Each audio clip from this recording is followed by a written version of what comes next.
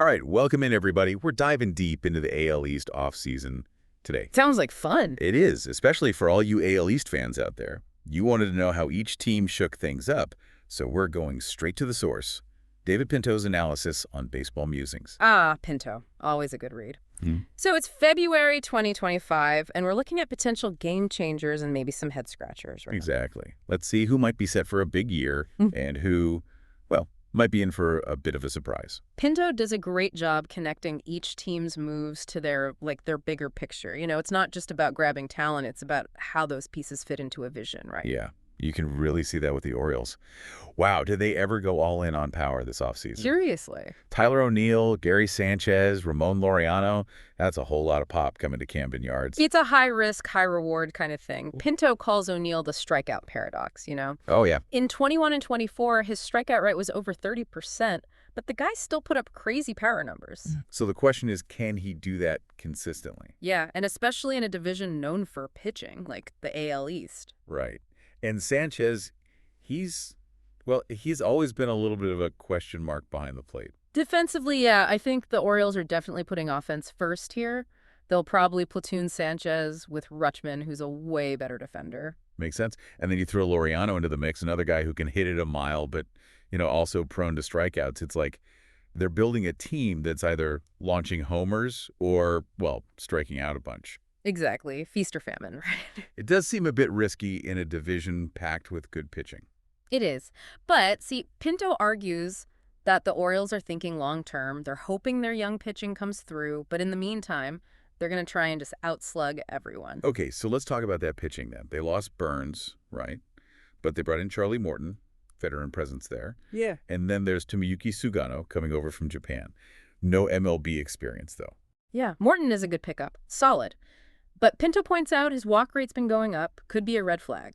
Interesting. And Sugano, he's known for amazing control, like averaging under 2 walks per 9 innings over his career in Japan. Wow. But the big question, right, is will that translate to the majors? Right. Big question. And can the Orioles defense, back him up if he's relying on inducing contact? That's a good point. Yeah. They did get Andrew Kittredge for the setup role. Right. He's an interesting one because his ERA is always lower than his FIP. So he's giving up fewer runs than you'd expect based on his strikeouts and walks. Right. And Pinto thinks that might be because he played behind Tampa Bay's amazing defense. Will Baltimore be able to do the same? We'll see. And one more thing about the Orioles. Pinto thinks Jackson Holliday starting full-time could be huge. Oh, yeah. Holliday's a top prospect, tons of potential. If he lives up to it, he could be that missing piece that makes the Orioles really click. All right, let's move on to the Yankees. They made a big splash this offseason, getting Paul Goldschmidt and Cody Bellinger. Big names, but... But they come with some questions. Exactly. Goldschmidt's in his late 30s. His production has dipped. Yep, and Pinto noticed his launch angle's gone up. Seems like he's trying to hit for more power, maybe sacrificing contact. Isn't that what the Yankees need, though? More power, especially after losing Soto. For sure. But they're gambling on Goldschmidt finding his old form. And Bellinger. He's had so many injuries. Right. But here's the thing. Pinto says Bellinger's exit velocity is still top-notch. He's hitting the ball hard. Maybe just bad luck. Maybe Yankee Stadium's short porch will help him out. Who knows? And if Goldschmidt struggles, Bellinger could play some first base. Exactly. Flexibility is always good. They also picked up Alex Jackson as backup catcher. He's mostly a defensive guy, though. Pinto doesn't expect much offensively. Well, speaking of defense, the Yankees seem to have really beefed up their pitching staff, adding Max Fried to join Jarrett Cole. That could be a fantastic 1-2 punch. Absolutely. And Fried's great at limiting walks and home runs. Those skills age well. Plus, they grabbed Devin Williams for closer. He's had an incredible ERA over the past few seasons. He's a strikeout machine, for sure. But he walks a lot of batters, too. High risk, high reward kind of guy. We also got Fernando Cruz for the bullpen, another high strikeout guy. But less consistent. So the big question is, did all these moves make up for losing Juan Soto? Tough one. Losing Soto hurts, no question. But Pinto thinks the Yankees might actually be better defensively now and better at preventing runs. So maybe a trade-off. Less hitting, but more well-rounded, Interesting. All right, let's head down to Florida, check in on the Rays. They always make some interesting moves. Always keeping us on our toes. This year, they picked up Danny Jansen. He had a pretty rough year last year, both hitting and defensively. He's turning 30 this year, too. Pinto says catchers can wear down fast. True. But the Rays are great at finding hidden value in players. Yeah. Guys other teams give up on. Exactly. Maybe they think Jansen can bounce back and provide some pop. He had shown it before. Then there's Eloy Jimenez.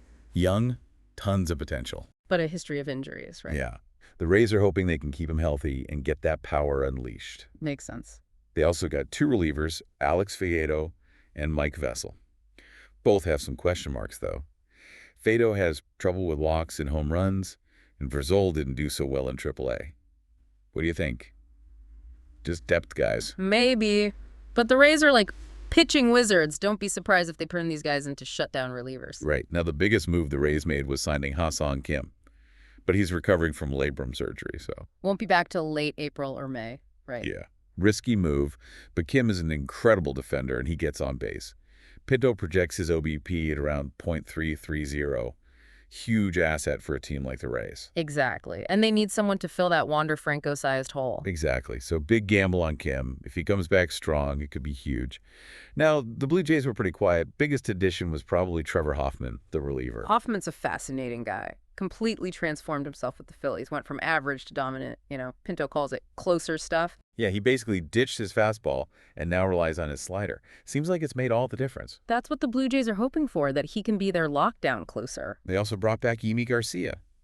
He's decent, but can be inconsistent. Yeah. And, well, that's pretty much it for the Blue Jays. No other big moves. Kind of surprising in such a tough division. It seems like everyone else is trying to, make a statement. Right. And finally, we come to the Red Sox. Drum roll, please. They made no notable additions at all. Wow. Bold strategy. Let's see if it pays off. Pinto doesn't really say much about their thinking, so are they happy with their roster? Waiting for a trade? Who knows? It's a real head-scratcher. We'll have to see how it plays out. Well, that's a quick look at all the big moves. But, this is just the start of our deep dive. We'll be back soon to really unpack all this and figure out what it means for the season ahead. All right, we're back, diving deeper into the AL East offseason. We've broken down all the big moves, looked at the potential upside, the risks, and now it's time to put it all together. And of course, huge thanks to David Pinto from Baseball Musings. His analysis has been, super helpful. But at the end of the day, it's up to you, the listeners, to decide what it all means. Exactly. So let's recap a bit. The Orioles, they went all in on power. But can they really hit enough to hang in this division? It's a tough one. Right. Tons of pitching in the AL East. And then there's the question of their pitching staff. Can they hold up their end of the bargain? And can their defense support a more contact-heavy approach? If that's what they're going for. Lots of ifs. The Yankees, they went for big names. Goldschmidt, Bellinger, Fried. But did they do enough to fill that Soto-sized hole in the lineup? And can these guys, they're not exactly spring chickens anymore. Can they really turn back the clock? Pinto seems to think the Yankees might be more focused on run prevention this year. They've definitely upgraded their defense, and with Cole and Fried leading the rotation. Yeah, they could be tough to score on. Exactly. But will they score enough themselves? If Goldschmidt and Bellinger struggle, it could be a problem. Then there's the Rays. Always a mystery, right? Always. Bunch of under-the-radar moves. But their biggest gamble is Ha-Seong Kim coming back from that surgery. Can he be the Kim we all know? That's a big if. If he can, that infield defense is going to be something else. Plus, that on-base percentage is huge for the Rays. They love to get guys on base. Then we've got the Blue Jays. Kind of quiet, right? Just hoping that Trevor Hoffman can be their lights-out closer. Yeah, but was his Phillies performance the real deal or just a fluke? If he goes back to his old ways, the Blue Jays might be in trouble in those close games. And then, of course, we have the Red Sox. Did absolutely nothing. Nothing. Maybe they're super confident in their roster. Maybe they're just playing it safe. But what if everyone else leaps ahead? Right. What if they fall behind? It's a risky strategy, that's for sure. So many questions. So much we just don't know yet. But that's what makes baseball so great. It's unpredictable, full of surprises. And hey, maybe an underdog will come out on top. Who knows? Totally. And as you watch the season unfold, remember what we've talked about today. Keep Pinto's insights in mind. Pay attention to those key players, those little decisions that managers make, those moments that could change everything. This isn't just about the AL East. It's about understanding baseball, appreciating the subtleties, the strategy, the unexpected. Exactly. So as we wrap up this part of our deep dive, remember, don't just watch the games, think about them, analyze them, form your own opinions. We've given you the tools. Now it's up to you to put them to use. Enjoy the season, everybody, and let's see if those predictions come true. Okay, final stretch of our AL East deep dive. We really dug into each team's moves, but now let's zoom out a bit, look at the big picture. We've been leaning on David Pinto's analysis from Baseball Musings, and one thing he keeps hammering home is context. Right. Like, these moves don't happen in isolation. They're all reactions to what everyone else is doing. Everyone's trying to stay ahead of the curve in this crazy competitive division. It's like a chess game almost. Every move you make changes the whole board. So let's play out some scenarios, right? The Orioles are banking on their young pitching. But what if those guys don't, develop the way they hope? Then that whole go big or go home strategy with the hitting could really backfire. Yeah. They might end up with a ton of runs, but not enough pitching to actually win games, especially in a division where, runs can be hard to come by. And what about the Yankees? All those aging stars.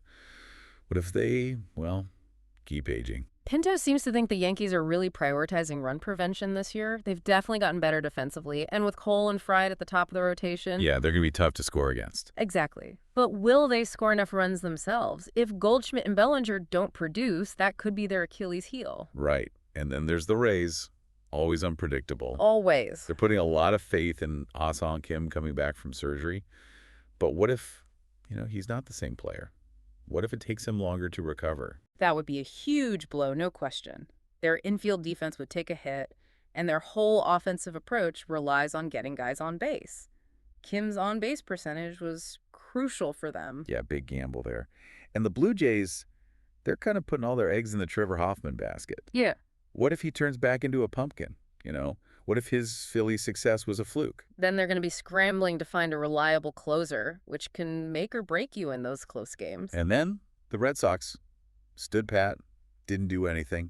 Maybe they're just super confident, or maybe they're playing it too safe. What if that comes back to bite them? Yeah, it's a risky move when everyone else is trying to get better. They might find themselves outmatched, especially if their younger guys don't step up this year. So many unknowns. But that's what we love about baseball, right? That's why we watch. Anything can happen. Exactly. It's a division full of potential, but also full of risk. And as Pinto says, it all comes down to how these teams handle that risk, how they adapt and ultimately find a way to win. Couldn't have said it better myself. So, as you're watching the games this season, think about the context. Every game, every decision, every player's performance, it all matters. Don't just watch, analyze. Think about how each little thing can affect the whole division. That's what we've tried to do today. We've gone beyond the surface, really tried to understand these off-season moves. And now it's your turn. Use what you've learned. Engage with the season. See if your predictions pan out. It's going to be a wild ride in the AL East, that's for sure. No doubt about it. And hey, maybe we'll do another deep dive later in the season, see how it all shakes out. Until then, enjoy the baseball.